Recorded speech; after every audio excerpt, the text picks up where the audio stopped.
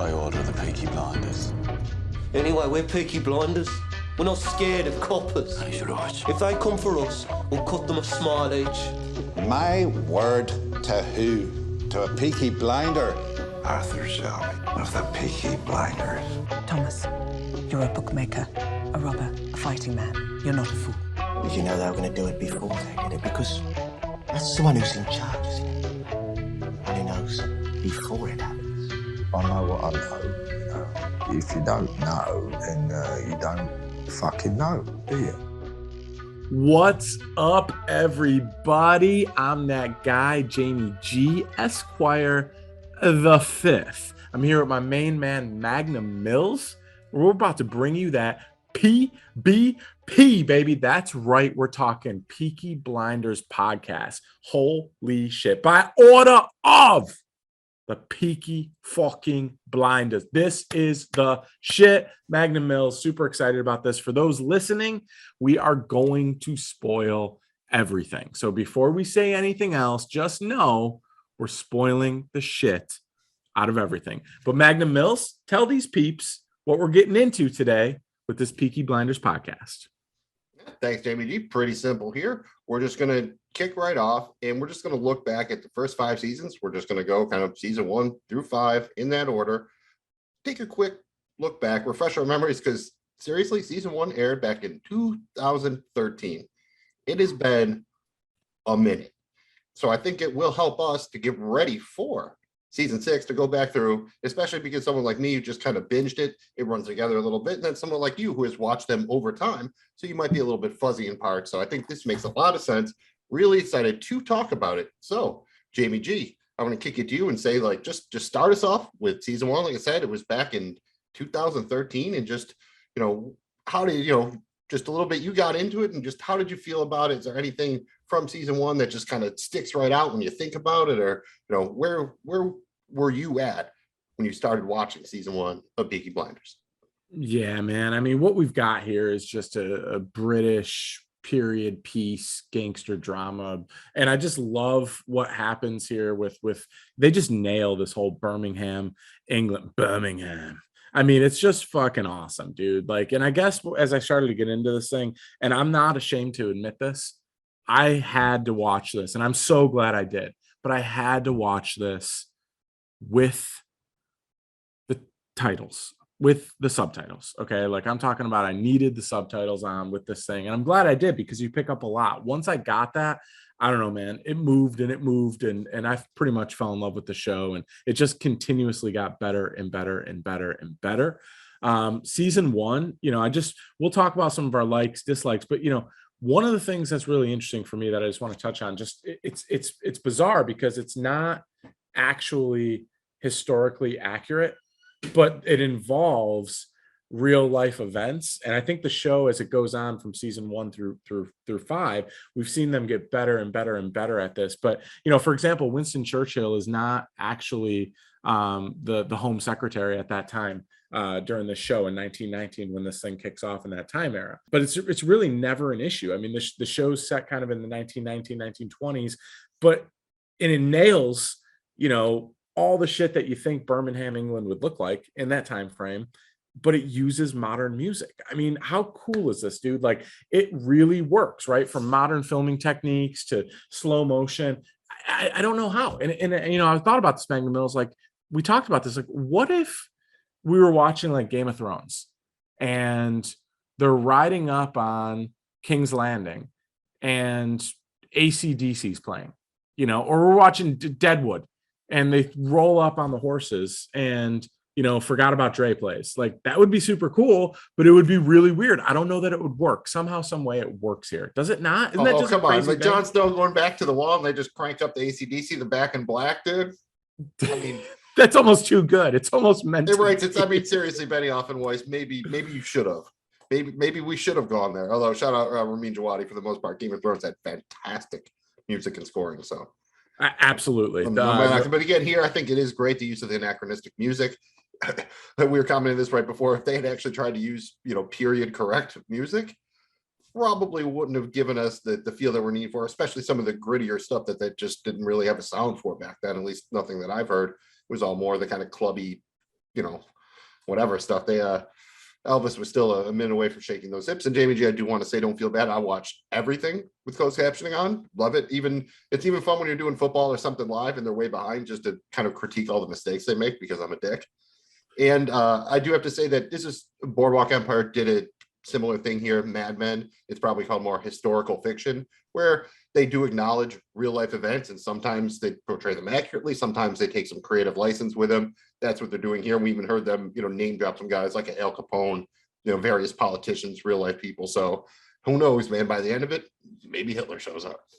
Yeah, well, we'll talk about it as we get into season 5 and that villain, but that is based on a real person. Now, Magnum Mills, let's go back to season 1 here, bro. I just love the fucking plot line here. I mean, the main plot was so cool, right? It's like we've got the Peaky Blinders. We start to learn who this gang is, and they're not called the Peaky Blinders because they stare out through blinds out their window. No. They are called the Peaky Blinders because they stitch razor blades in their hats that they often use on their foes. They are a badass group of dudes, family members, essentially, a couple brothers, an aunt. Yeah, they're the bulls. Now they stumble upon this cache of weapons, and what's interesting about this is they kind of luck into this, and Tommy sees an opportunity. We start to dive into Tommy's character here, and overall they do an outstanding job developing characters season by season. But this is interesting with the weapons, right, Magnum Mills? Because I really liked how they did this with the Winston Churchill. This showed up on his radar. And so this is something big involving a larger plot line that we know we'll get as this season or seasons roll on. But that brings us Inspector Campbell. How good is Sam Neill here as Inspector Campbell? I mean, he is outstanding as a villain throughout the first 2 seasons. And then, again, they kind of start him out as a little bit of a white hat and slowly turn him into a villain that nobody likes, not the cops or the Peaky Blinders. I thought that you first told me to watch this, and I heard about it, and sometimes it's hit or miss with some of the British stuff for me. For instance, big fan of Sherlock, Doctor Who, not so much. And the humor sometimes, like I thought the British Office was okay. I didn't enjoy it to the way some people did. So I was a little worried going in, and you said sometimes too, there's some language barrier stuff.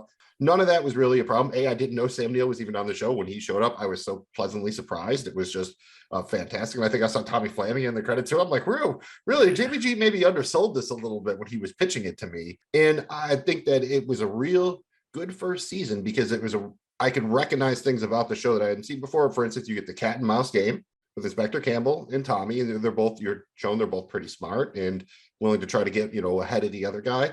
And they gave a nice MacGuffin, like you said, the cache of weapons. So it was an easily identifiable thing. We all know weapons are important. You didn't have to learn a lot of things, and it's really easy to see how whoever had them could gain power both from the use or sale of them. So that was a real easy way to get into it. I like that a lot. Some shows you have to spend a couple of episodes kind of easing into it or whatever. Here they kind of threw you right into it, but it all worked. They really painted the picture pretty clearly. You knew it was happening very early on. Maybe you're still trying to remember which one's John or which one's Arthur or whatever, a little stuff like that. But for the most part, it's just flowing good. You're right into it. You're doing the cat and mouse thing. It's exciting, it's suspenseful, and it's smart. Could not agree more. And let's just dive in quickly to some of the additional plot developments here. The Blinders get their legitimate betting license, which was interesting how they did that, obviously by negotiating, and Billy fucking Kimber comes into play here, and that's very cool. John Shelby marries Esme Lee, unites the families, and ends the beef where the Lees are battling the Peaky Blinders. And then we ultimately find Grace spurning Inspector Campbell and his strange, creepy love for her, which is like, okay, is this a daughter thing, or is he like legitimately like obsessed with her? Like, I don't know, but either way, it was a little bit creepy. Probably one of my least favorite parts of the season. But she ends up burning him for Tommy fucking Shelby. And how could she not? He's Tommy.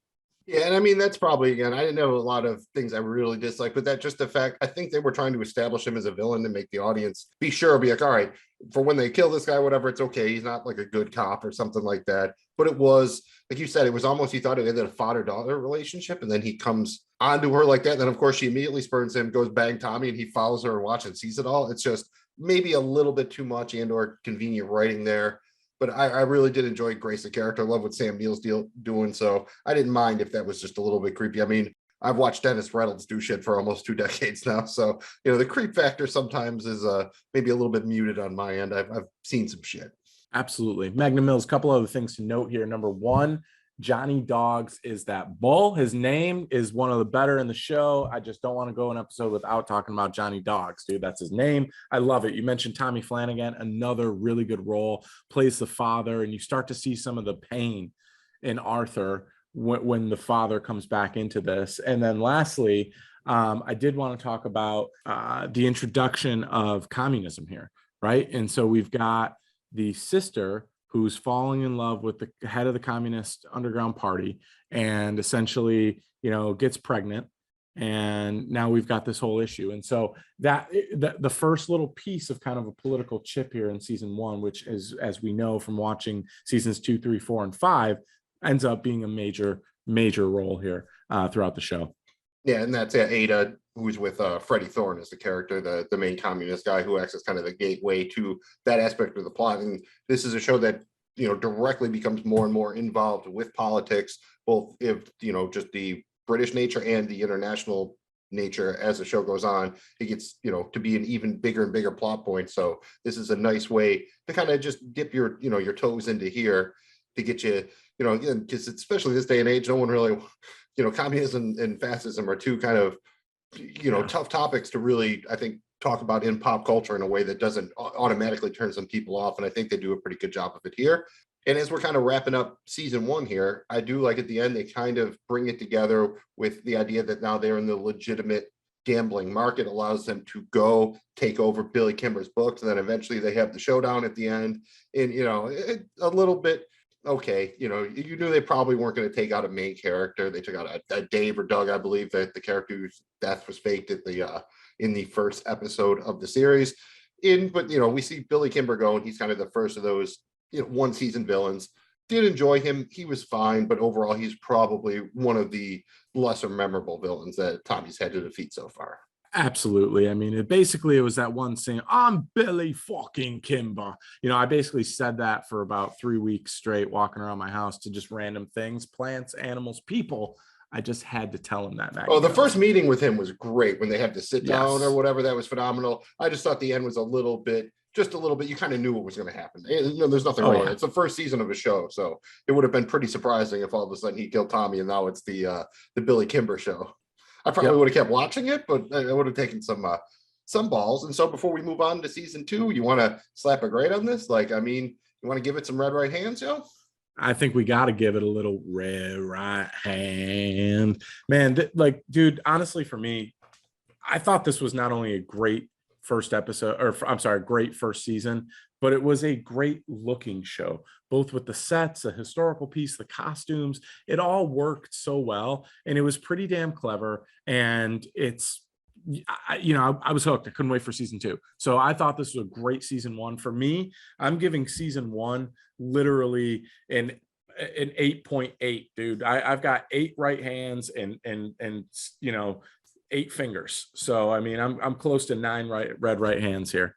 And yeah, I'm right in that. I'm somewhere between like an 8.5 and a 9. So I'll say 8.7. I think I'm right there in that range with you. It's, maybe it would have been actually a little bit higher after I watch the other seasons. It's nothing against it. Now I'm just trying to give it some context here, and you can't give can't give everything 100 or whatever. So I feel like I'm going to go right that 8.7. You take that home to your parents, 87 on your report card. All right. Yeah, they're happy. It might. Some parents are real happy. Some parents are a little angry, but no one's going to, for the most part, everyone should be happy with that 8.7 and our 8.8. Some pretty good grades, I feel, for season 1. Take them right hands. Red right hands. Magnum Mills, I will say this. If I was grading this right after watching season 1 and not watching season 2, it'd probably be 9.4 red right hands. It would go up from. I'd be right around a 90. I think right at 9 range. I think pretty 9.9, 9.1, something like that. I was very happy with it as a, knowing really nothing about it going in or whatever. I was really happy with season 1 as a, 6 episode story. 100%. That brings us to season 2. Look, man, it did not disappoint. One thing we didn't really talk about with season 1 was the bit of the cliffhanger. That was probably one of my negatives there at the end with, we knew Grace was going to go get on that train no matter what. Yes, she shoots Campbell, but it's just, knowing how basically season 2 happens where Campbell lives, he's just got the limp and this cool ass cane. Okay. But it just, I don't know. I guess at the end of season 1, I was like, oh, what a crazy cliffhanger. But then when season 2 came and I realized what happened about it, a little bit of a negative there for me, Magnum Mills. Little bit of a cop out, and maybe that was a case too where they didn't know. Say maybe they only had Sam Neill for 1 season guaranteed, and they know if they'd be able to get him back again. So you kind of do a thing where you don't know. They give you some options, but you would think one of them would have died there. It's kind of odd the way it again, like, there's almost no lasting consequences from that. So, and anyways, just for the record, season 2 came out 2014, so they only had the 1 typical year wait there. We have a 2-year time jump between seasons, and all 6 episodes were directed by Colin McCarthy and written by series creator Stephen Knight. That's really cool, Stephen Knight.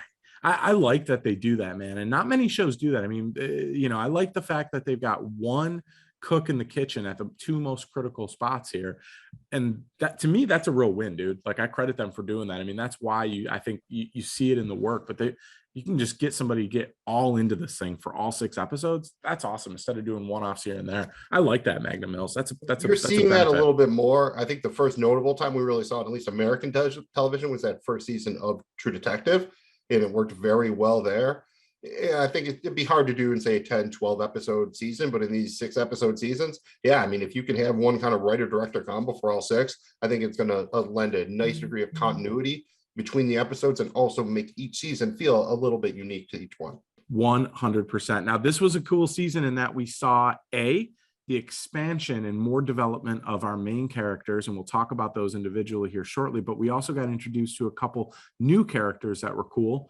And kind of the majority of the plot lines here really worked for me, and the fucking finale was fantastic. I thought the finale here was one of the better episodes of this season. But let's just go through the main plot. We have, as you mentioned, the 2-year time jump between season 1, season 2. Peaky Blinders are now trying to expand their operations while still being pursued by Inspector Campbell. So we have the same villain here, and he's kind of like a bat out of hell, dude. Like, he's got this plan, basically, right? We get the garrison being bombed. Tommy finds himself being blackmailed, and Campbell kind of the pendulum swings in favor of Campbell, and his plan is to have Tommy do this dirt because Winston Churchill's, they want this done, but then kill Tommy and get even with this. And I just the main plot line works fine for me. We still get more of that same cat and mouse chess game between the two of Tommy and Inspector Campbell, and I like that. It worked so well in season 1. I'm not mad that they rolled it over into season 2, but I really like some of our new characters. And could we just start with Elfie fucking Solomons? Elfie, Tom Hardy is that dude. Yes, extremely hard to understand, but how amazing is Elfie Solomons as a character, dude? I mean, he's basically the head of the Jewish mafia for all of England, I guess you could say. And the dude is badass. He is very uneasy, but he's hilarious and intimidating, but also has a unique insight. Really cool. I love this character. They obviously do too, because spoiler, Tom Hardy does not appear in every episode, yet he's been billed as in the main cast since season 2. Not hating on it. He's a very popular in-demand actor, so I'm sure the show will take whatever they can get. And if you want to tune in for our predictions later, one of those, or I might say it's more of a hope, but maybe we see a bigger role for Elfie Solomons as he's kind of becoming that guy who kind of drops in at the end of the season and either causes a problem and or solves a problem at the same time. But yeah, he just comes on scene. He's just amazing. He just doesn't really give a fuck for anybody else. And he, you can kind of get it pretty quickly after watching that he's playing kind of dumb. Like, yes. I think he even pretends that he can't read, even though he damn well can. And he just tries to act like he doesn't care. Everyone's smarter than them, or he's not, working 2 steps ahead or whatever. Again, it's just fantastic. And his mannerisms, he just Hardy sells it completely all the way through, that this guy is just completely just off the chain wild card, but also very smart and calculating at the same time. Yeah, Elfie's that dude. Love him. Give me more of him. The other new character we get is Michael, Polly's son. Now, this is an interesting one for me because I talked about some of our main characters starting to become further evolved and realized, and we really see that with Paul. We see like she's been traumatized from losing her son, then she finds her son, and now she's got this moral compass saying she doesn't want him being part of the Peaky Blinders, because she lost him. She doesn't want to lose him again. But Michael ain't about that life. Michael wants some action, boss. Like, he definitely wants to get in on some of the Peaky Blinder bullshit that's going on. And so those are our two main new characters that we get introduced to. Magnum Mills, let's talk through some of these plot developments, bro. I mean, obviously the big one, we find out that Grace shot Campbell in the final scene of season 1. We also found out that Grace moved to America and got married, and Tommy is just absolutely distraught over this. I mean, he is just really hurting here. It really shook him up losing Grace. Yeah, and as we get into that, I want to say that this is where we start to see the Italian plot line come into play, and that's most notably through Darby Sabini. He's a club owner there, and they have some problems with him that start early in the season, then wind up with them trying to take over his business towards the end. And we also May Carlton, who's a rich horse training chick who does pop back up in season 4 and is basically the first legitimate love interest for Tommy, besides Grace, basically, as far as the show is concerned. The first other woman that he shows real interest in. And it also brings up, we saw a little bit in season 1 that Tommy does have a thing for horses besides just wanting to wager on them. Absolutely. Tommy has a love for horses. It's almost like that thing with like Tony Soprano with the soft spot for animals. And I think you see a little bit of that kind of humanizing and softening Tommy through his, love and appreciation for horses. And that's a really cool development. One thing I will say is I thought he and this new character, his new romance, really worked well, and at times might have even worked better than he and Grace. So I was a big fan of that. I thought that worked really well. And look, man, I mentioned Paul being further developed as a character, and we start to go deeper. My boy Arthur's going through Arthur. He's going through some shit, bro. Like, he's beating people to death. Cocaine gets introduced, Snow, Tokyo, and holy shit, is Arthur a big fan, dude. I mean, this dude just wants to blow lines, smash whiskey, and bang broads, dude. Like, and just beat people to a bloody pulp. Awesome character. Arthur, fucking love. Like, just one time, can I get blackout drunk with Arthur? Just please, just once. It's all I could handle, but just once. He is the wild card, man. And you saw, he does have some mental issues, some PTSD issues, that kind of thing in season 1. So it makes sense here. Like, Tommy literally introduces him to the Snow. The Tokyo is a therapeutic thing. Like, you just take it when you got to do the thing or whatever. And like, you can just tell, man, the first time he fires up, like, that's not going to be an isolated incident, I would say, if you want to put it nicely. And it just, dude is like, he is like wild like Alfie, but not in like, there's no calculation behind it. He is literally just swinging from moment to moment and does not really give a fuck. No, he does not. Some of the other plot lines here, Tommy hires Lizzie as a secretary, which is really cool, kind of bringing along somebody that obviously he used to hire as a prostitute. I really like that. Again, further development of our main character in Tommy Shelby. Tommy also gains an interest in shipping illicit products to America. And spoiler alert, folks, that remains a theme when shit gets down and dirty and the Peaky Blinders got to get some loot going when all else fails. They bought that distribution, boss. They like to sell American right there. Yes, they do. One thing that was really fucked up for me, and probably my least favorite part about this, was the rape scene between Inspector Campbell and Polly, where he essentially demands sex from Polly in return for releasing Michael from prison. This was really uncomfortable to watch, and probably the pinnacle of Inspector Campbell or Major Campbell becoming like a bona fide piece of shit villain that you just want to see die. I mean, this got him there if he wasn't there already, but very uncomfortable scene for me to watch. And again, somebody so hard, somebody so tough, somebody such a survivor in Polly, having to watch her go through that. It just, it was terrible, but man, oh man, does that continue to develop just how complex some of these characters are here with this family, the Shelby family. That was one of those things. As soon as that scene was happening, I'm like, oh, she's going to kill him. I had no doubt as that scene was taking place that it was probably going to happen because she wanted Michael out of jail and she was going to kill him for that. And that was always going to be how it worked out. Yeah, that's, and Polly, again, just, this show does really, the women are pretty strong. And, despite them maybe having some of the older type of gender roles, they have still shown themselves to be the equal to the men. And all aspects of the show for the most part. And, while we're talking about that, when they swing, how did you feel when they swing Grace back around at the end? And like, her and Tommy have that date, one time she's there getting fertility treatments, can't get pregnant with her husband. One time with Tommy and the magic happens. I mean, did you think that was a little convenient, or did you like that they brought Grace back into it? I thought it was a little convenient, and I knew that Grace was coming. It didn't really surprise me. Look, this show has wow moments, and we'll talk about a couple of them that happen each season, either in deaths or crazy scenes. But this wasn't a wow moment for me. I mean, I guess I was okay with it. Like, I like Tommy when he's confident and he just knows what he wants and he takes it. You want the woman, you take the woman. Shout out to Three Amigos. But listen, man, it wasn't my favorite part because and we'll talk about this in season 3.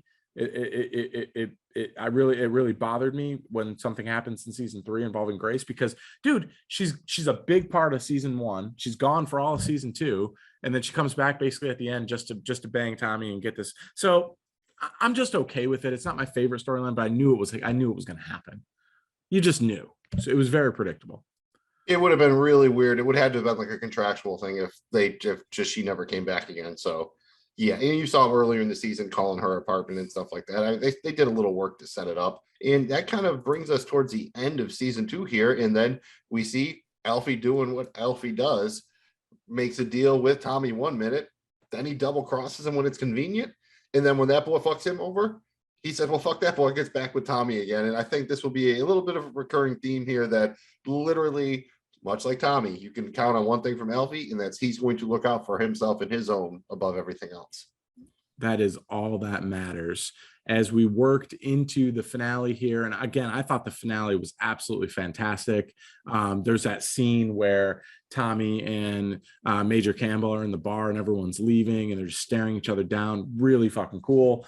I thought it was great. It felt like all the elements, all the storyline, everything they've been building on for 2 seasons was all coming to an head right there at the end. And so that type of suspense is what you love about the show. And dude, you mentioned it before, Polly's revenge as she kills Inspector Campbell was awesome. That was one of my favorite parts of the season, favorite part of the finale. And I thought that was great. The other death was Freddie Thorne is killed off screen. So both will have ramifications, obviously Inspector Campbell, and then what happens with Ada, with Freddie Thorne, and of course their baby, Carl. So, this will be interesting as we roll into season 3. But Magnum Mills, what were your thoughts on this thing, man?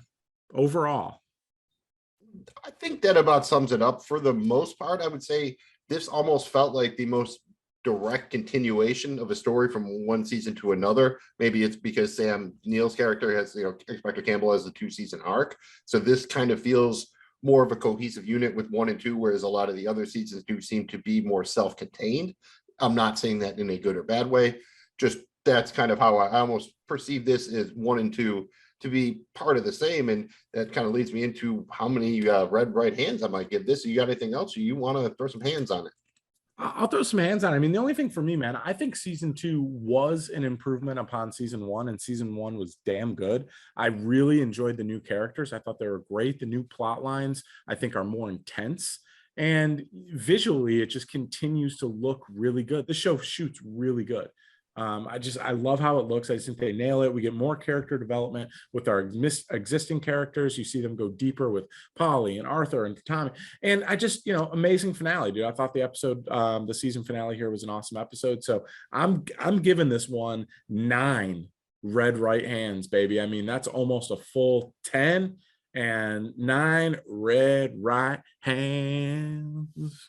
You're killing me, because I basically was like, all right, I feel pretty similar to 1, but I think it's a little better. So I was like, all right, maybe bump it up 0.1 for being better. I'm like, I got to bump it up 0.1 for Alfie. So I'm going to go with an 8.9, 89%. Again, kind of similar to you, like 2 ticks above where I had season 1. But that's really what you want to see from a show, that it's, not only continue to maintain quality, but get slightly better, because it can maybe maintain that. You don't want it to go all the way to have its best season in season 2, because then there's nowhere to go but down. And the show just seems to be building itself up nicely to what hopefully will be a good climax here, which we're finally getting closer to. We are edging ourselves towards that climax, and boy, oh boy, we can't get there. But Magnum Mills, on our way there, we've got to stroke through season 3, baby. And this one aired in 2016, which, honestly, man, we talked about season 1. That was 9 years ago, bro. I mean, 2016 was that seems like a lifetime ago, for Christ's sakes. Was President Obama still a president? That's a long time ago, dude. So this one also worked for me, Magnum Mills. Let's walk through some of the storylines. I will say I really like the opening. Tommy's wedding is a crazy fucking place. And I just want to talk about one scene. Tommy's got his 2 brothers, got Arthur and John downstairs, and dude, he's like, no fighting, no fighting, no fighting, no fucking fighting. And he like throws the server dude, and right as he's like shoving him, Arthur, without any hesitation, just like takes a potato and just fucking throws it at him. I mean, it's like one of the greatest scenes. I just absolutely enjoyed that. But again, I like how they open this up, dude. I mean, it starts off and there's tension, and it hooks you kind of right from the beginning here with Tommy's wedding. Yeah, absolutely. This is a show that does not seem to have a problem with season premieres, which is a great reason to tune into when we cover episode 1 of season 6, because, oh boy, especially considering how season 5 ends, it pretty much guarantees to be a doozy. And like you said here, they jump you right in. And for the record, like you said, came out in 2016. All 6 episodes were directed by, I may not pronounce this correctly or not, but I believe it's Tim Milance or Milance. I'm not sure. Directed all 6 episodes, which were again all written mainly by series creator Stephen Knight. And we saw here Tommy and Grace getting married, and they did have a child. So Charlie, I believe. So now Tommy's got 1 kid on board. We've got the wedding here, and where do we go from there, Jamie G? Yeah, I mean, so obviously a major fucking thing happens in episode 2, season 3, and that's Grace gets killed. Like, whoa, holy shit, shocker, dude. Like, I love this and I hate this, and let me just explain this, because this is a major storyline that's gonna rear its head throughout the remainder. I'd say this is the first show. Major good guy death, kind of like, Yes. we lost one of ours for the first time. And it's going to last with our main character for the rest of his life. So this is a big deal. Now, what I don't like about this is the fact that, as I mentioned before, Grace was a really big character throughout all of season 1. Season 2, she's not there at all. She shows up at the end, and then we get her for 2 fucking episodes and she's dead. It felt like I was just getting reacquainted with her. Like, holy shit, I forgot. Like, I just starting to get used to Grace again. Like, it just felt like maybe it was a little rushed. I wish I could have had a little bit more time with Grace. And it just seemed like, again, all of season 1, none of season 2, and then 2 episodes, bam, she's dead. So that's what I didn't like about it. Now, here's what I like about it. I like how they did it. I like that this was essentially Tommy's fault. His ego got in the way. He didn't apologize. And because of that, she was killed. And this sets up, ties in things that they did previously, and it sets up things they're going to do in the future. And so this is a major, major plot line and development. And, I liked it, but I didn't like, parts of it here. Well, how'd you feel about Grace getting killed? I think it was very interesting and probably a good choice narratively for the show. On a more selfish standpoint, I really enjoyed the chemistry that the actor and the actress had together, and their scenes were always great. And she was obviously very smart. And you do I've always been a little bit sucker from when either the good guy goes bad or the bad guy goes good, and then uses that knowledge for the other side. And she was proven to be a very competent law enforcement officer. So you could only imagine the ways Tommy probably could have used her going forward, or worked with her, should I say, or, banked on her knowledge, whatever you want to call it. I would have still been there for a version of the show that kept her alive, but I do understand why they did it, to kind of put, unfortunately for these shows, they're not as fun when the main protagonist is like very happy and everything's great. So very rarely do they give them their one moment in the sun, and then generally you get knocked down a couple of pegs. And this was a big couple of pegs to get knocked down. Yeah, and it definitely was. And there are a lot of plot lines in season 3. And what I like about it is the fact that we kind of see all of them kind of interworking here. And it's not one's more heavier than the other for me. I think they all kind of work. And, obviously with Tommy, right? Well, even that the wedding really is the way you start getting into it brings us into the Italian plot, because she is killed by these Italian assassins who are sent by Vincente Changretta, who is a dude that's pissed off about how they treated Vince Darby Sabini in the first season, or in the second season, excuse me. So that's how the Italian plot that they introduced now is moving forward here. And also at the wedding, it's the first time we meet Linda, who is going to kind of like try to put a damper on the Arthur that we know and love. And so she is a little bit of the Skylar White here. I feel the Carmela Soprano. She is, the wife that's probably trying to do the best thing for her husband, but we're like, no, stop that. Let them do all that horrible shit that they do because it's fun to watch. Yes, like let Arthur be as bad. Yeah, as I want Arthur. I want the full Arthur, man. I don't want. Yes, I don't want the like full decaffeinated Arthur or something. Like I want Arthur after he's been skiing in Tokyo on a couple of bottles of whiskey. Like, yes, dude. I want to like watch him behind plexiglass where it's safe. But yeah. Yes. Oh yeah. He's an animal, bro. He's an animal. Yeah. That we get that. We also get, again, Tommy's involvement with the higher ups politically, right? We learned that Winston Churchill wants to keep working with Tommy, and Tommy gets involved with the Russians, and this is a very dangerous plot line, but it's not overdone, but it plays its part throughout the season. And you've got the Italians, you got now Tommy's a single dad right after Grace gets shot. I mean, we really start to see tensions start to build here between Tommy and Linda over Arthur not being, her wanting Arthur out of the business, right? And that could also be something that plays its role. Well, not also, it is something that's going to play a role as we move forward here. Yeah, Linda is definitely the one of the, what she will become a Shelby woman. Obviously, we're spoiling everything here. That kind of does rock the boat the most. I mean, Polly does too, and Ada in their own ways, but she is the one who's just mostly like, oh no, fuck you, Tommy, like directly and openly opposing him. And with the Russian thing, like you said, they introduce a couple of new characters. They're mostly Russian oligarch types. I think the most important one to note here is Princess Tatiana Petrovna.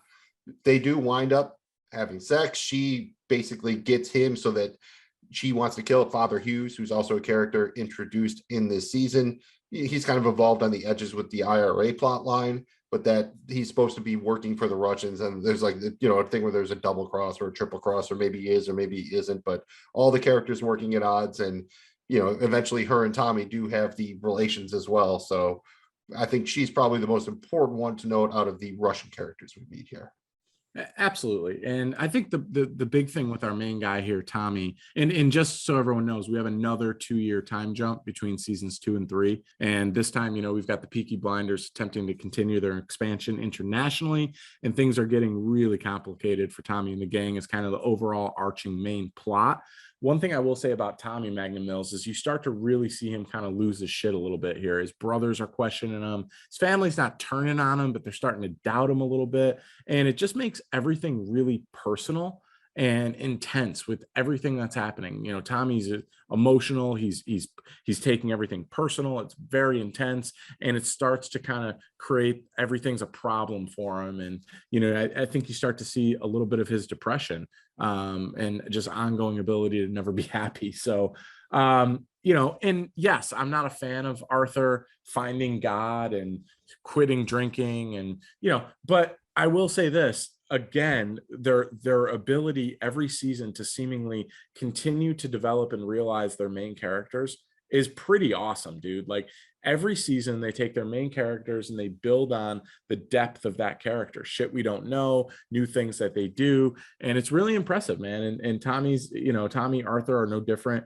Michael, right? I mean, season 2, he was just an accountant. He was just an accountant that wasn't going to get his hands dirty.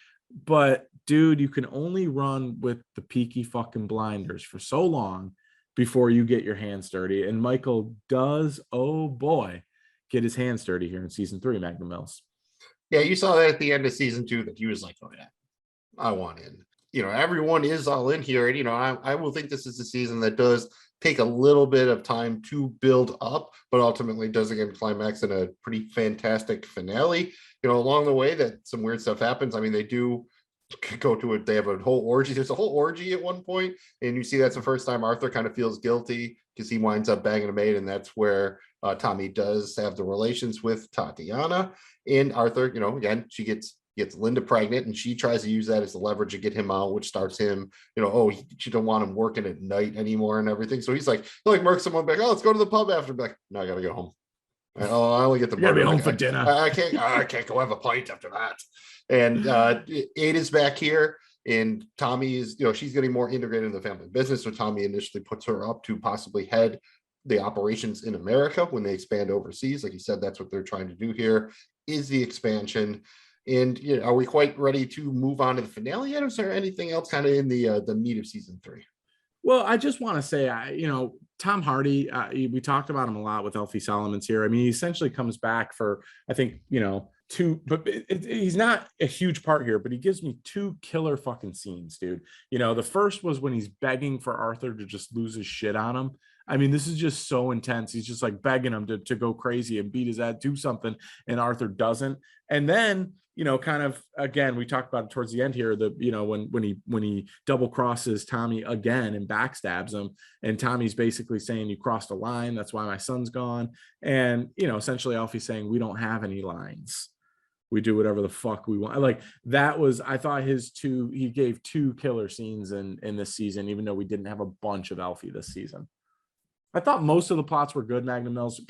There's a few negatives for me, though, and maybe we should touch on those.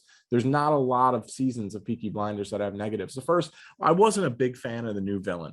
We get a new villain introduced here, the priest or whatever. It wasn't that much different than a Major Campbell, but it was far less developed and far less interesting than Major Campbell. Like, I wasn't a big fan of this. And then what the hell was it? Like, this happened in a blink of an eye, but it's the same guy who molested Michael. Like, that was way too quick. Didn't have enough background there. I don't know. Just for me, that was a little bit of a negative. And then the only thing that with the plot line that I didn't really care for that much was the Ruben and Polly thing. At times it was endearing and cute, but so much of her just basically with the painter, and it's like, just hurry up and bang already. Like, I don't know, man. Like, those were the times where it was a little bit boring for me. Like, I liked seeing Polly and her insecurity, and it was cool to again see her develop, but it was just a little too much with the painter. Like, those were a little bit of a boring kind of time, just the plot line for me. I pretty much completely agree with you in that I would say my one main complaint is this is a season where they probably started trying to spin a lot of plates at once and they weren't quite there yet. But then they also felt they had to stop trying to do this to kind of give Polly some development that I don't think we really needed in terms of, I don't think it really changed much of, we kind of know who she was, especially with what she went through with Inspector Campbell and everything. So, again, here you got the Russians, you have the IRA, you have the political part of it going on, you have the Italians. That's a lot going on. I think they do a good job with most of our main gang, but unlike previous seasons, I think here you see that the opposite sides, the black hats of villains, aren't quite as fleshed out as well as we would like, or they were in previous seasons, or probably in seasons going forward. So, we're not quite there yet, but that's probably why this comes in on probably a little bit on the lower end as far as the first 5 seasons. I loved the finale. I thought it was awesome. I mean, dude, Tommy, shocking, heartless, but I thought it was so fucking awesome for him at the end, kind of giving away his family. You just know that it's like, okay, even when I watched this and I wasn't able to immediately watch, season 4, it's like, I just knew there's got to be a bigger picture here. There's no way Tommy Shelby with Shelby Brothers Unlimited, bro. Like, he's not about to just sell out his entire family. Would he sacrifice himself on some weird shit for his entire family? Maybe. And so it just was really intriguing way to end the season for me. I thought the finale was awesome. Yeah, that's one thing you'll love about the show. It's very self-assured. I don't know if they were picked up or not before that, but that's a balls move right there. But that Tommy's going to make it work somehow. And that's one of the things I think make this play so well and why it blew up so much after season 3, I believe, because it got on Netflix, I believe, sometime in season 2, but they had, I think when they went from season 3 to season 4, the audience doubled and then doubled again to season 5. And that's a little bit of that Netflix effect. And something like that, when you finish that episode, you're going to it might be 1:30 in the morning, you got to work, you're going to that next episode. You're at least trying. You might fall asleep watching it, but it hooks you in there, and that's great. And you get the bonus. I mean, you get everything here. I mean, his kids get kidnapped, right? And then he's got to finish the crazy tunnel, and then you find out that Tatiana was in on it the whole time. And I mean, it's just all the things you want. It's basically a great heist movie and a kidnapping movie in a 55-minute television show. It's very excellent. in all the kind of stuff from throughout this season built up, and they really nailed the season finale here, as they've done. You know, we talked about it.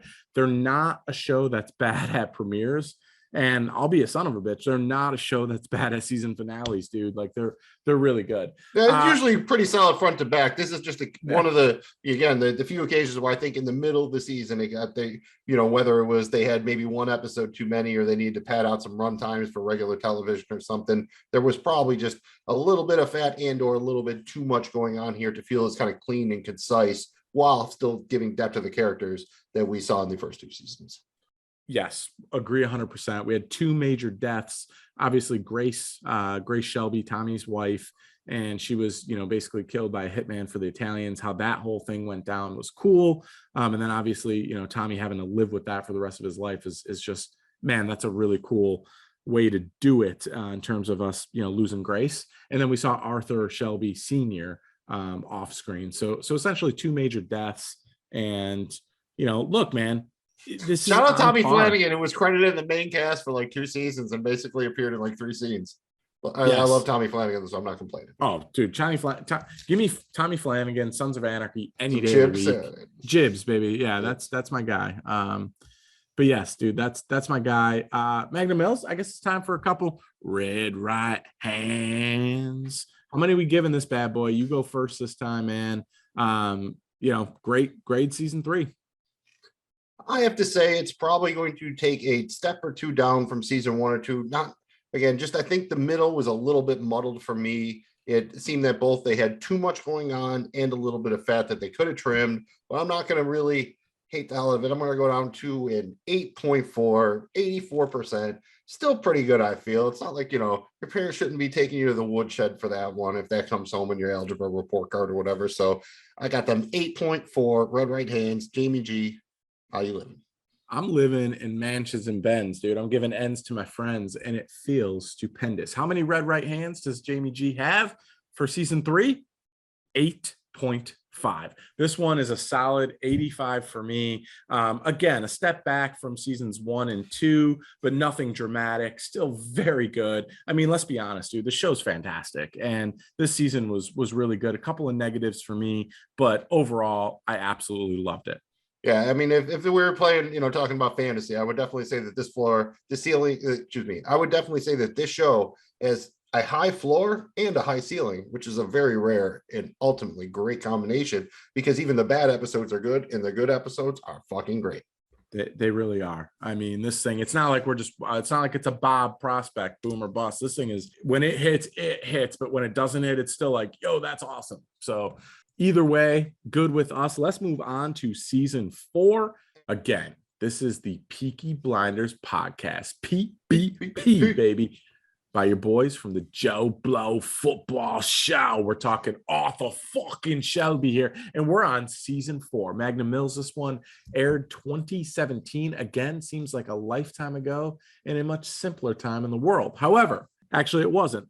But it still seems like a lifetime ago. It was pre-COVID, so at least it was still that's true stuff. So yeah, it was pre-COVID, and that matters. Another really cool thing that they did with kind of their theme here, Magnum Mills director David Caffrey did all 6 episodes, and all 6 again written by their main dude. Yep, Stephen Wright again, creator, showrunner, wrote all 6 of these, and again.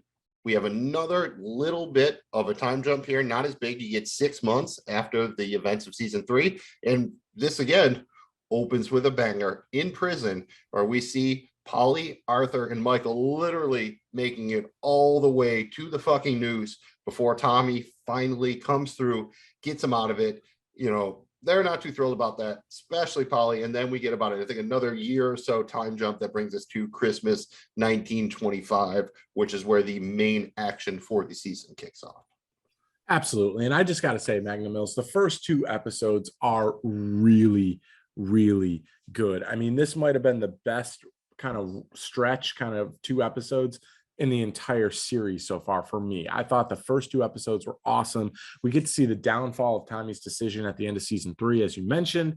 Michael kind of forgives Tommy. He's like working for him, but there's some clear beef here, you know, and uncertainty, not beef, but uncertainty, I guess. Arthur and John basically forgive him, but they've moved out. They're living on the countryside, have nothing to do with the family business anymore. Paulie's gone completely insane. She can't forgive Tommy. She seems just insanely unstable. You're almost like worried for Paulie. And then the black hands come, baby. The black hands of death, and all hell breaks loose, setting the course for the season. I just think these first 2 episodes, outstanding. Once again, the show does not disappoint. Pedal right. I mean, again, you're opening with the long tracking shot through up to the fucking gallows and everything through the prison. Fucking amazing. And then again, we take another family loss here. Probably, you know, the second, maybe even the biggest loss we had so far, when we lose John Shelby. You know, Michael gets winged too, I believe. And, you know, again, so now he's doubly upset, which does again set, and I at least gives him some motivation in future seasons. We're here when, you know, he's kind of the one that Tommy is the most afraid of, kind of, you know, coming for the crown, so to speak.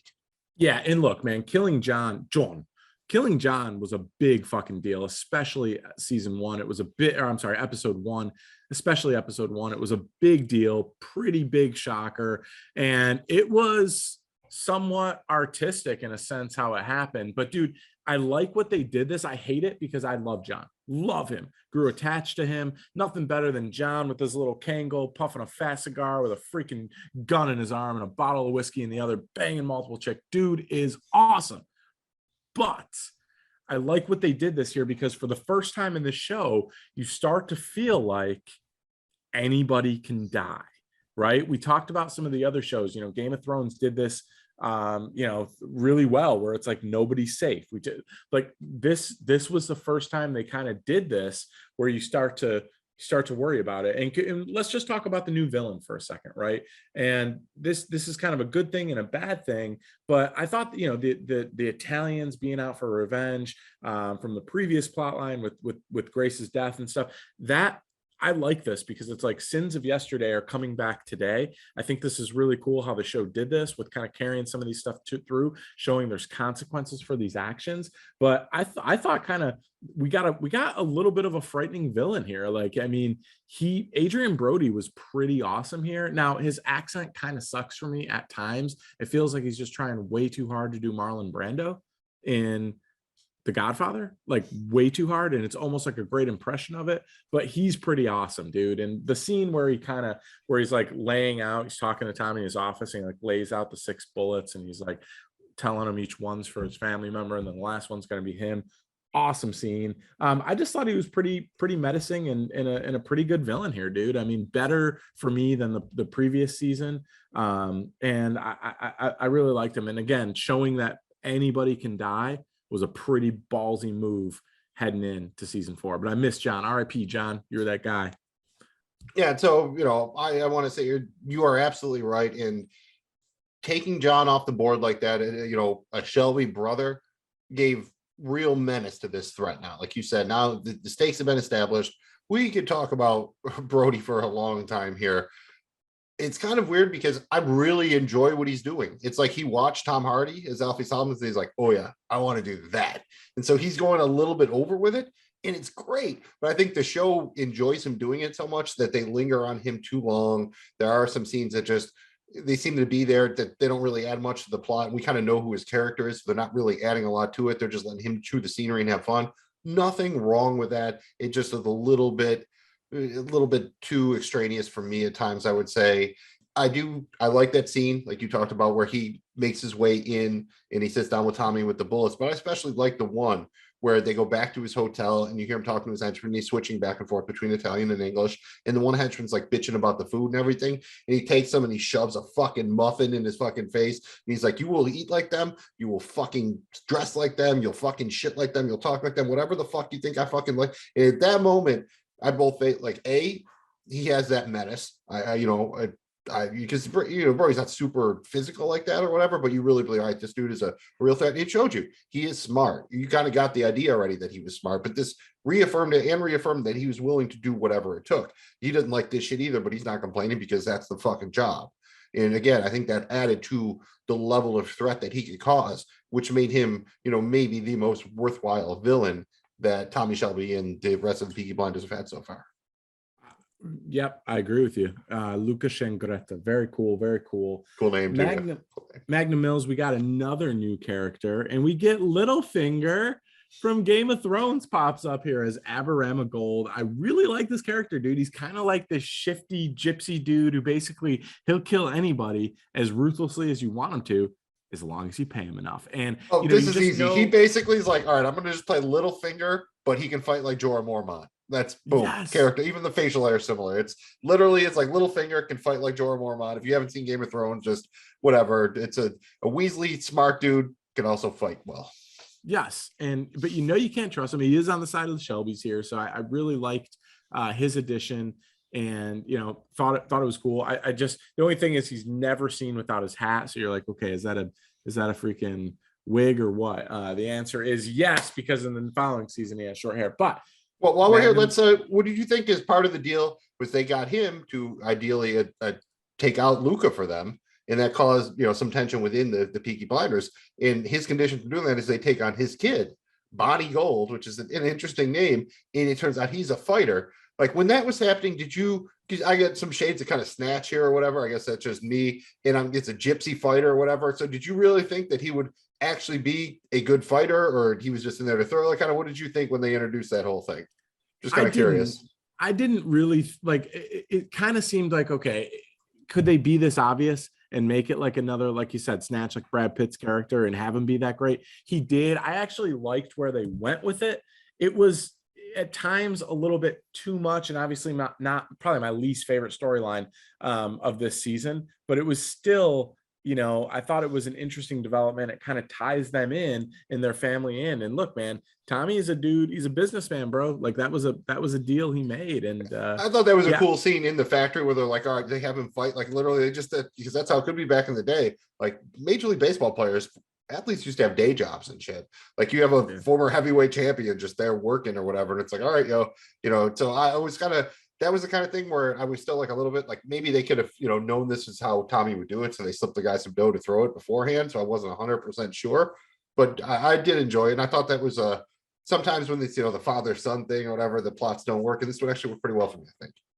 Absolutely. And we get one more new character, Jesse Eden, who is tied into, again, more and more of a political kind of play here as she's essentially rallying the union against working, which is going to be a big deal now that the Shelbys are trying to move into these legitimate enterprises. They really have to worry about either it's a strike at their factory, a general strike, a wildcat strike. These are all real issues now that Tommy and company have to deal with. And he tries multiple different ways of dealing with her. Yes, he does. He does. And in the end, he I think he figures out one way that does work. He's going to world peace with your cock. And that's essentially the way Tommy rolls, bro. The back to the boxing storyline, I think it's good that it doesn't feel like it weighs down the storyline with the Italians. This is kind of a season where we have one major storyline. And it was almost weird because we've seen almost every other season with like a lot of storylines, right? Like last season, maybe season 3, maybe they had one too many.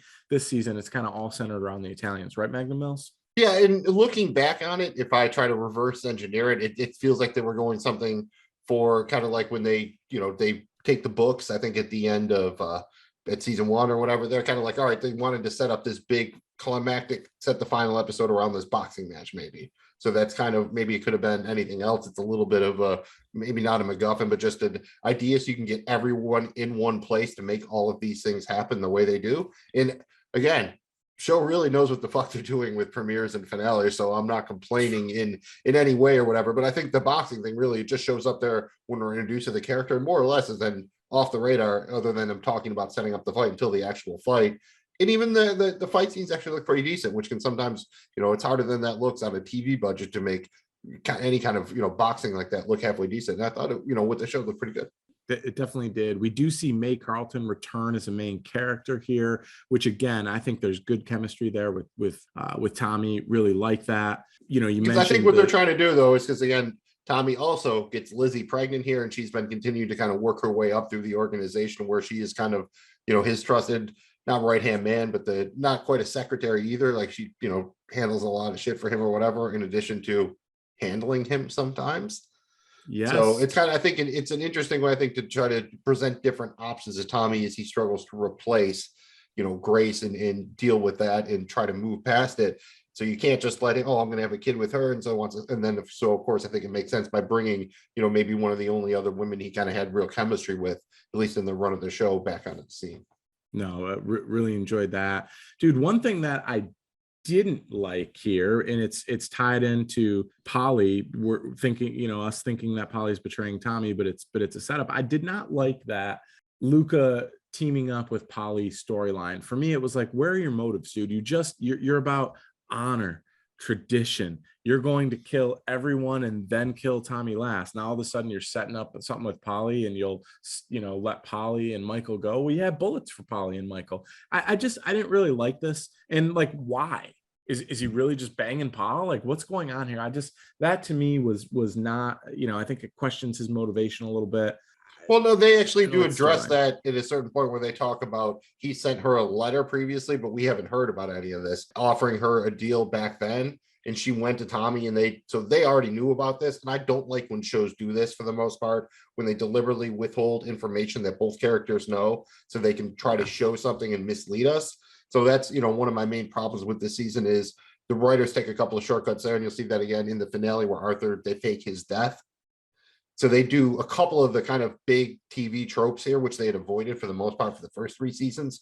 And, those are really my only main problems with the season are those, it's almost more from a writing standpoint than anything the actors do or the actual storyline itself or whatever, just more or less the execution. Yeah, I mean, there was no way that we believed Arthur was dead. Like, it happened way too fast. You just knew that it wasn't gonna be. Was it suspenseful? Yes, but like, dude, that to me just was definitely a negative to me. Just way too quick. And while we're on the topic of negatives, I love the fact that Tommy is getting involved in Parliament, and then boom, he's not getting involved. He's in Parliament. That felt a little bit rushed. I wish it would have been cool to see him like get elected and do like some dirty scandals and shit to get that seat, like throughout the campaign and stuff, like make some deals. Like, it could have been cool. I understand that a lot of that happens off screen, and that's, the show does that a lot, but it felt a little bit rushed to me. Yeah, I mean, the way I understood it was he went to the Crown and said, I'm going to turn informant against the communist socialists or whatever in exchange for their endorsement for the open seat or whatever. And so that's how he was able to leverage it so quickly, because he also did have, people like him in the streets or whatever. The Peakies are, they got that Nino Brown or whatever. They do try to actually help some of the people out, even though that, they're probably hurting some as well. A little bit of a double-edged sword, but I can kind of see it again. He is, Tommy's very smart and knows how to present himself in public. So again, that's a politician as far as I know. And tell me, honestly, yes or no, are you shipping Polly and Aberama Gold? I like it, dude. I'm with it. I'm shipping it. I don't have a good ship name, but I'm kind of with it, man. I'm not gonna lie. I was down. I am too, dude, because you can see. I want to call her Polyfinger, but that it's like, no, that's not the.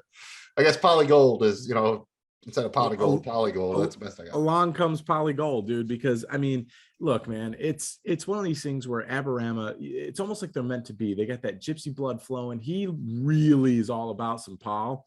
And you know what?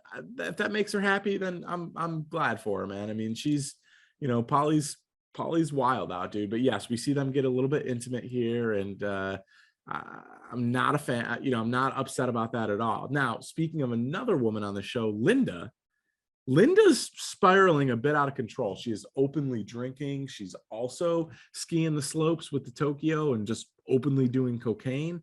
This is setting up to be a complete disaster between Arthur and Linda. Yep. And again, she is probably my least favorite character, but I think she's meant to be your least favorite character. Kind of like a Skylar White thing. Like, she's there to be kind of a famous, but she is smart and everything. But now she is kind of being a little bit hypocritical, but she knows kind of what she's doing. I did like that scene in the season finale there, where they're all the women are in the restroom or whatever, and they're kind of like doing a little coke, getting ready, talking shit or whatever, and then they come out and they're just getting hammered, not paying any attention to the fight or whatever. I'm like, Yeah, that's more or less how it looks like when a lot of people go to sporting events nowadays. It's like you paid a couple $100 for these seats. You want to look at the game, or we're good? No, we're going to talk and drink and party and look cute. Yes, that happens a lot. We did see a development with Michael Magnum as he's sent to America to negotiate with other Italian mafia families. That's also the cool kickback where they bring in the Al Capone storyline. Like, that was pretty cool. Just setting up, real life events kind of throughout the time frame here. Really enjoy how the show does that. Right, and that also sets up where we pick up in season 5, which we'll get to in a minute here, where Michael is kind of the Blinders man in America, so to speak. So it makes a lot of sense from a writing standpoint. Once again, for the most part, really enjoyed the premiere and the finale. I really, with the way this one ends, I mean, Tommy's elected to fucking Parliament, and of course, it's not a season if Alfie doesn't betray Tommy, right? So, of course, again, it's because Alfie's the guy who provides the other fighter, Goliath, right? He is a big, and that was kind of Brad Pitt, like the little gypsy guy. Our boy Bonnie is able to, like, oh yeah, I'll survive to the 4th and then knock him out in the 4th. But again, it was shot pretty well. It was fairly credible, despite him being a little bit smaller and wiry. I'm not sure they were both welterweights, but yeah, I'm not sure they were both welterweights at all. And you gotta love Tommy finally getting a little bit of revenge here, though. And it appears that Tommy shoots and kills our dearly beloved Alfie Solomons. And then, of course, as you mentioned, Tommy, again, using his brains to inform on the communists to gain an endorsement from the crown, which he uses to get elected to Parliament. Dude, I'm not gonna lie to you. I thought this was a fantastic season. Like, I know that the plot line was straightforward, but I thought it was really good. Yes, it's not perfect. It's got some negatives, but dude, to me, I think this was a really good season and definitely picked back up from season 3. Yeah, I would again put it above season 3. I think again there's a little bit of problem I have with the writing. I also do want to shout out episode 5 here, the duel, which is where that Brody and them, they think they've got Tommy Shelby, and it basically, it's not quite the whole episode, but for the most part, it's taking place in the tenements. They're trying to get one up on each other, and you see Tommy takes 3 of them out.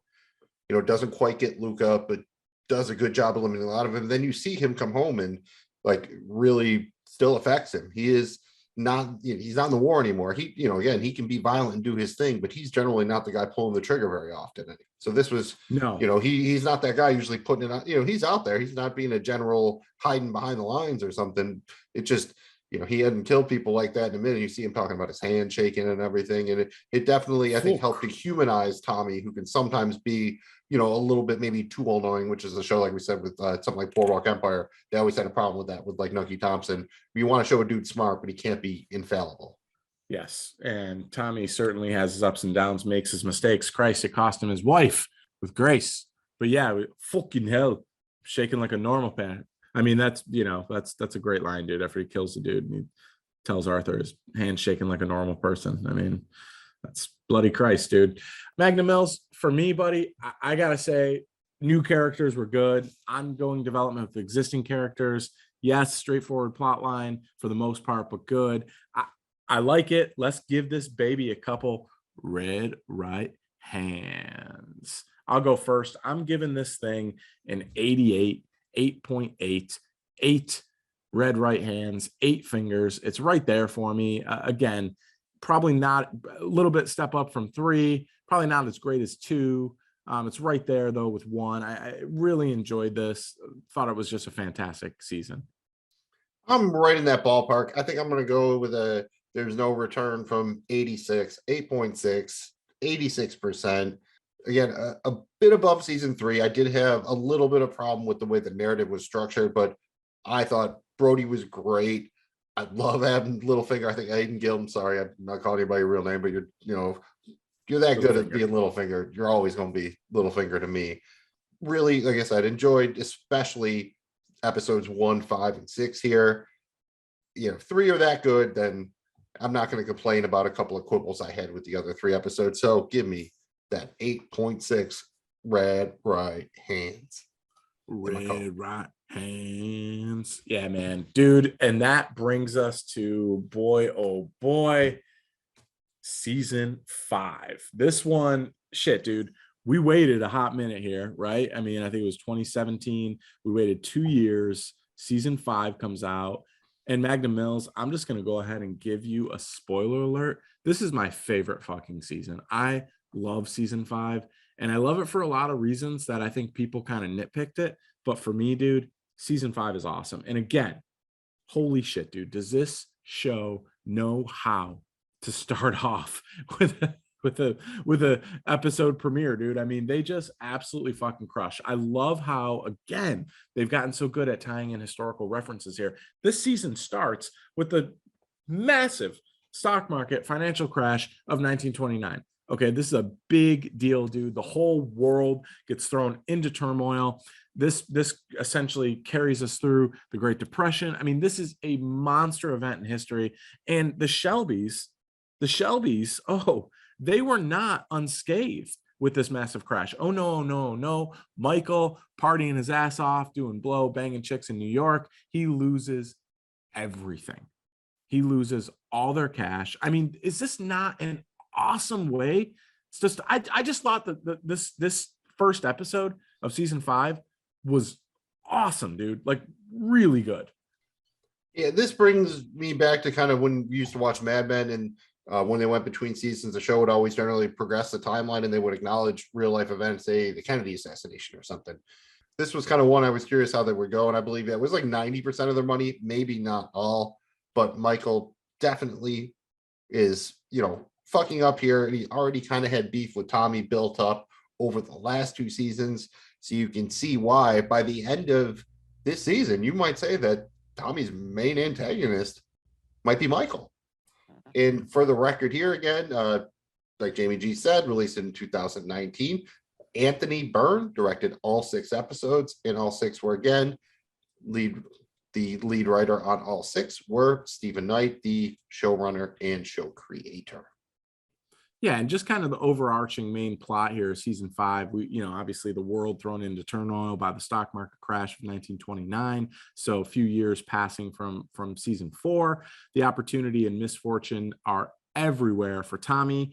Tommy, he's now an MP, is approached by a charismatic politician with a bold vision for Britain. He realizes that his response will affect not just his family's future, but that of the entire nation. And I gotta say, dude, this is probably the best villain for me. He is absolutely creepy, dangerous, scary, brilliant, and relevant. Like, this is a dude, and you can look it up.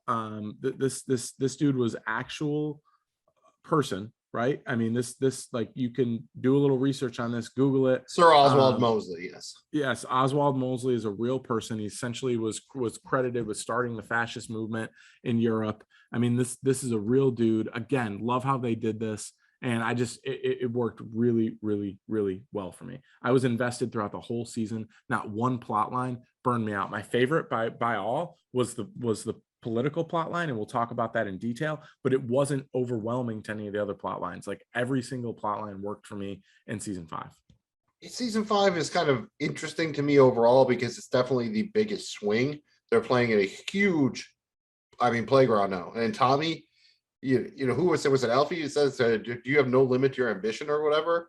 When he talks about, this is a guy who basically swung from like, oh yeah, I'll run as a communist socialist. Now I want to jump ahead and be, basically the lead face of the fascist movement, not because he believes in it, but both because A, he wants to profit and gain power, and then B, make sure he kills it in its crib. Which, especially talking about this, I think it's really interesting how you talk about these guys who served in World War I as they start to approach, the rise again of Germany and what will become the conditions that set World War II off. And again, they're playing with the historical fiction here. I think they do an excellent job of it. You see like Winston Churchill come back into the fold here as they get really deep into the politics, both with fictional politicians and with some people who actually existed in our history.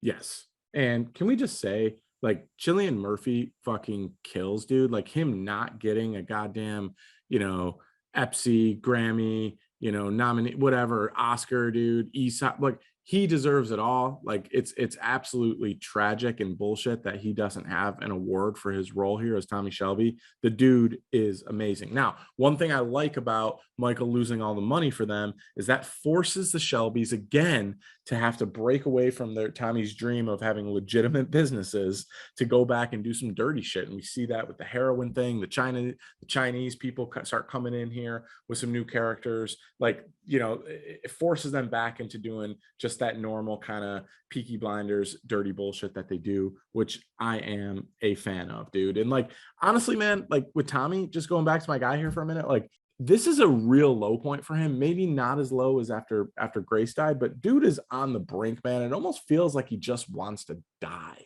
Like he just doesn't, he can't be happy. He's tortured. He's so fucking complex.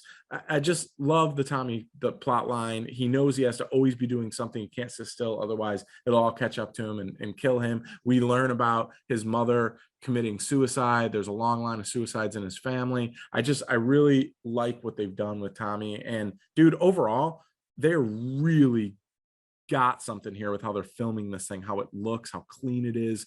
It is a fucking job well done. Yeah, and it's funny, like there are so many solid supporting players on the show. Like you say, we wouldn't talk about we talk about John Dogs all the time. Haven't brought him back up in a minute here. We got Uncle Charlie, who tells Tommy that story about his mom and talks about how he was in love with her. Yeah, so like he's definitely not really their uncle. I mean, you might have been able to imply that, but you can pretty much figure it out there. And then Finn, the youngest of the Shelbys, has been in every season, kind of in the background a little bit, but now we see Finn is finally at that stage where like Michael was when we first met him, where he's like, all right, I'm old enough here. Like I want in. You see him taking a bullet in the arm. You know, it's about time he's got to blind somebody. So not necessarily adding characters, but this is probably the bonus of having a show running this long. You can let some of these people grow up and develop into almost new characters as they, just age up into a different stage of their lives. Yeah, man. And dude, again, like the Billy Boys, right? I thought that was going to be a weak storyline, but I thought it was going to be kind of stupid, but it actually ended up being a good plot line. They really came through and together for me towards the end of the show and towards the end of the season here. Linda's plot line, like, again, I hate Linda as a character. She's my least favorite. I find her so annoying, but I love her plot line here. And that added some significant suspense. Like they didn't really do anything. I mean, Michael and his wife, right? Like we don't really know what's going on with Michael, with his wife, like who she is, what her real motivations are. And that's a big deal, dude. Like, so all these things are kind of setting up and really working out well. And the whole tension now, you hinted at this between Michael and Tommy. Tommy's pissed off at Michael already because of how season 4 ended. And Michael kind of got a bad end of the stick on that because he was really just defending his mother, Polly. But he definitely did Tommy a little bit dirty, dude. Like he definitely betrayed him for sure. And so Tommy's pissed, but then he loses the money and he's kind of being a dick about it. And despite the fact that Tommy said sell, he hangs on to the Blinder stock portfolio and then they're wiped out in the crash. So, I mean, this sets up a lot of tension and just another pretty awesome plot line. Like that, I just feel like all of them were building to something huge and they all worked and none were too much or too little. It was just done really well for me. Yeah, and just to kind of flesh all that out, Gina Gray is Michael's new wife, who we meet this season for the first time in episode 1. And the main guy for the Billy Boys is Jimmy McCavern. That's how, we do see one of the, first major death probably on the season is Bonnie Gold is fucking crucified in shot by the Billy Boys. That is one of the more brutal deaths we've seen on the show. So then we have Abraham Gold, who desperately wants to get revenge on all the Billy Boys, but especially Jimmy McCavern. And then you did mention we do get a little bit of, maybe I don't know if they're the Chinese mob or whatever, but they're Chinese dudes with drugs. They have, I believe, 7 tons of pure opium that Tommy's going to use to get back the money they lost in the crash. And the dude's name, the Chinese guy who brings them the deal, is Brilliant Chang. got to love it. It is brilliant indeed. Magnum Mills, can I just talk about the political plot line for just a second? Because I am a big fan of this, dude. Like, for me, this plot line was incredible. The fact that our villain here is Oswald Mosby, mentioned it before. This is a real person in history. Really cool that they did that reference. He essentially started the fascist party. He is creepy, bad, horrible, a terrible mofo. I hate watching him like violently bang. Like, he's just not a good person at all. This is essentially the rise of the Nazis in Europe, but they did it in such a subtle way. It could have been so easy for them to like be like, oh, there's this guy from Germany named Adolf with some really good ideas. Like, they didn't go there. Like, they did it in kind of a cool, subtle way that I really appreciate. And it made it incredible. Plotline for me was riveting. Seeing Tommy operate and navigate Parliament, and even though it's politics in England, politics are politics, and it's just really well done, dude. And it looks real, it feels real. I like it, and he's in all of his glory there, dude. And he's matched up against somebody wit for wit in Oswald, that is definitely a challenge, dude. So, and the other thing that I really like here is Tommy, this is the first time he's literally doing something that he likes, something that he believes in, something that he thinks is good for the world. And again, you touched on this with being a World War I veteran. He doesn't want to see fascism. He feels like he has to stop this. And it's the first time we've ever seen him do something that was the right thing. And that's pretty freaking cool. We also do see that he is now facing his demons, and we're actually getting Grace, the actress, is even back here. We start to have visions. He's getting some more of that PTSD. We had the scene where you had he's out there with the fucking scarecrow and the landmines, and then Charlie, his kid, comes running to him. I mean, and that's, again, it was a scene that was filmed very well, and they kind of do some shots that remind you of a military movie with a guy kind of running a no man's land or whatever. Again, excellent cinematography there, and it's visually amazing. I mean, the season was really well done visually. Yeah, and they do a good job to show that Tommy, he's having mental issues, and he even mentioned that he's having trouble sleeping, or maybe not even sleeping at all at this point. It's all kind of coming to a head here, and the show is doing a good job of that. They're really trying to push it to a point where they're almost going to force Tommy to choose. Like, you can't be legitimate and have this empire. Like, you either got to go, to break bad, or try to do it the legitimate way. And, he seems like his end game here is to try to do something that lets him get to the legitimate way. But for the first time, at the end of the season here, we see Tommy finally, he doesn't win. He does not. He does not. Magnum Mills, before we get to the finale, and what a finale it was. I mean, just beyond suspenseful. I absolutely loved it. A lot to talk about there. Any other plot lines here that you feel like we should talk about? I mean, obviously Arthur, continues his heavily indulgence with cocaine and alcohol as his two best friends, and Linda has left him officially and wants a divorce. There's that scene where Arthur kind of tracks her down and just like messes this dude up, bro. Like, blinds him, breaks out it's not every day he breaks out the freaking razor blade out of the hat and slices the dude's eyeball. And this is like a Quaker dude, and these people don't like have sex out of wedlock or anything. Like, so she wasn't lying. Like, this dude legitimately was just like, even if he wanted to bang her, he wasn't. Yeah, he wasn't. Like, Arthur definitely, we've always seen that Arthur goes over the edge back to when, he accidentally kills the dude in the ring, and that, comes back when his mother wants revenge and tries to set him up. Yep, we do see Polly and Aberama get engaged, which was nice. Is that in the finale? That might be in the finale. I think we're right about there. I guess did we mention that? I guess probably this one plotline where Ada gets pregnant again, and she's kind of in a relationship with this guy who works for the intelligence community, and then Tommy tries to work through him, and then he gets his car blown up, and so he dies, and it takes out a kid with him in the car bomb, and that's another thing that pushes Tommy towards the edge. I think we have to just probably at least mention that, because that was, a fairly serious development. And sometimes we probably pay Ada a little bit of the short shift, but because she's probably the quietest of the Shelbys, that doesn't mean that she's not, incredibly smart or dangerous in her own right.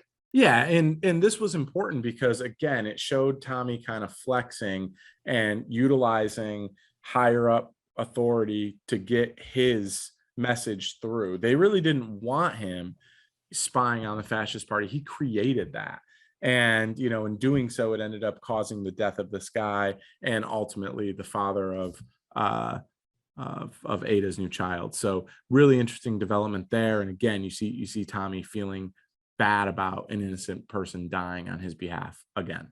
We did learn that Mickey the bartender was a rat. This is twice Tommy has had a bartender in there who had other things in mind. Obviously, Grace, planted by Inspector Campbell in season 1, and now Mickey the bartender. I love the scene where they essentially kill Mickey. That was pretty powerful for me. And then we do learn, bro, that Alfie Solomons is still alive. You can't kill that motherfucker, dude. He's unkillable. He's like the cigarette smoking man in the X-Files or whatever. Like, you literally just can't. You cannot kill that dude. You cannot kill what will never die, dude. Yeah, that's a great role. I love how that kind of worked out. Again, really cool way to use him. He's kind of that guy who comes in once or twice a season.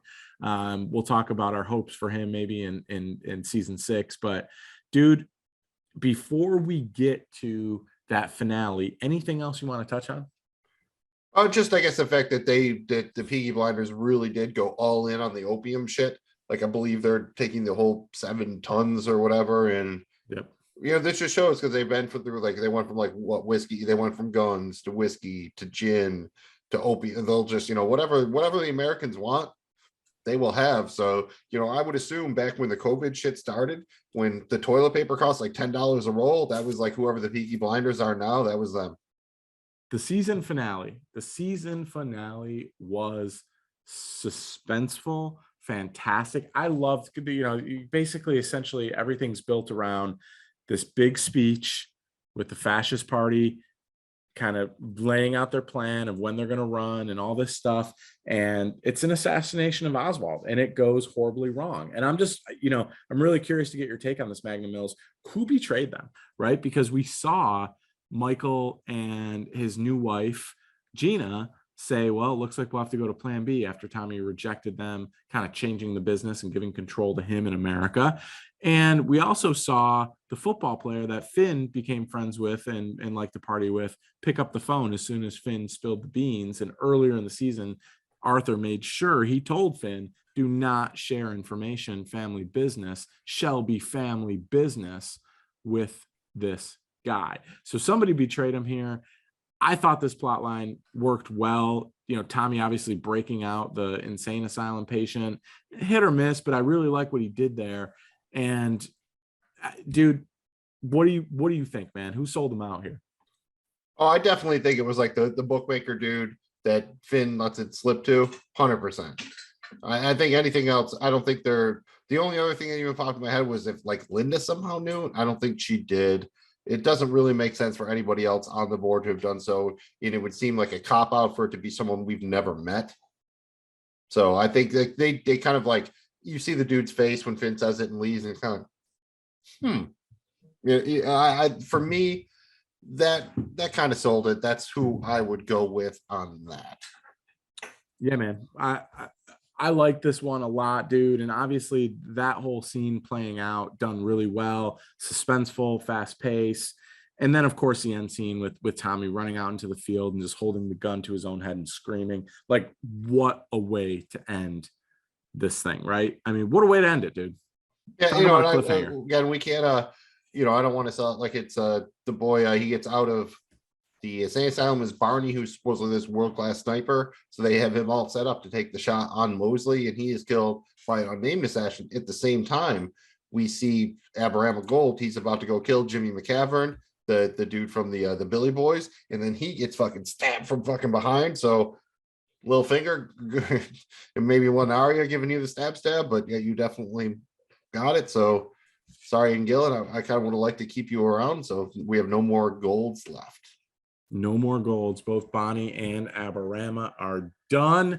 And I don't think Polly got to take that last name just yet. So maybe she's Polly Gold, maybe she isn't. But this was a wild end, bro. Anything else you want to add before we grade this baby? Nothing other than, once again, it's been almost 3 years since we saw this, and this is one of those endings where if you would have been watching on Netflix and you know, it's like continue watching, you're not even waiting for the 5 seconds. You're like, yes, yes, yes. Oh no, I pressed it too many. Now it's paused. Oh no, now it's unpaused. Like, oh no, stop. Just, you know, you would be so excited to watch the next episode. Yeah, it's been a long time coming. I cannot wait to see it, Magnum Mills.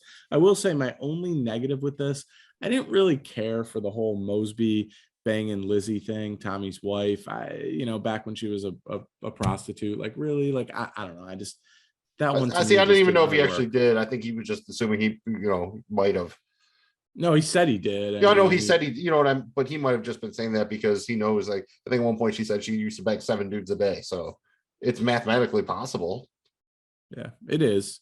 But I just, to me, that just didn't. Yeah, I mean, they definitely, you know, probably maybe not a super sexual deviant, but he might have liked to have sex in a comfortable place like the backs of a Volkswagen.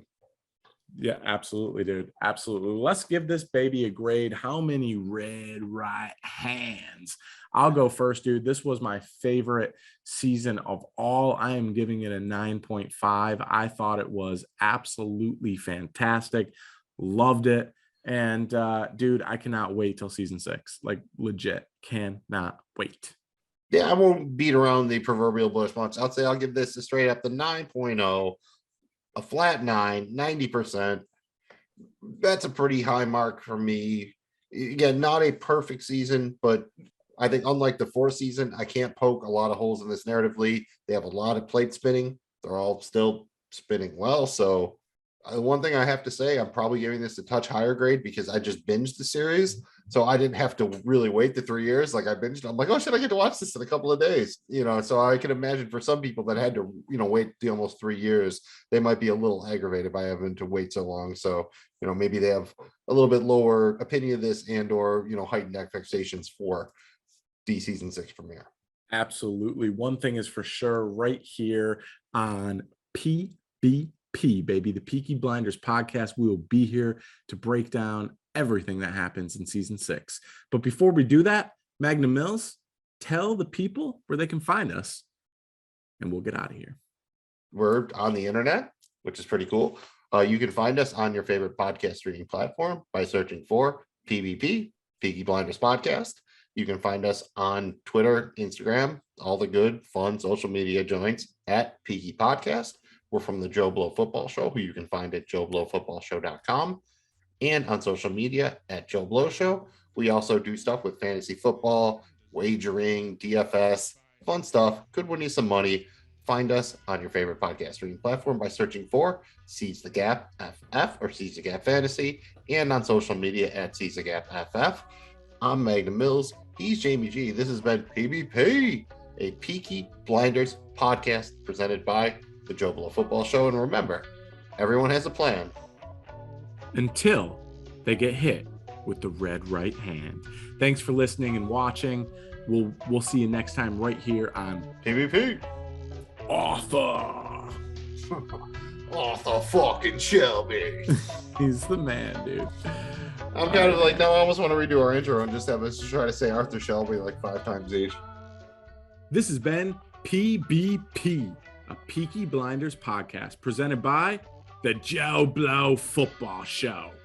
We are not in any way affiliated with Peaky Blinders, BBC Studios, or Netflix. This show is for entertainment purposes only. Any views or opinions expressed here are personal and do not represent those of people, institutions, or organizations who may or may not be associated with the Joe Blow Football Show. If you have any questions, please contact us at peakyblinderspodcast@gmail.com. Thank you for listening. Remember to like, subscribe, and comment. By order of the Peaky fucking Blinders.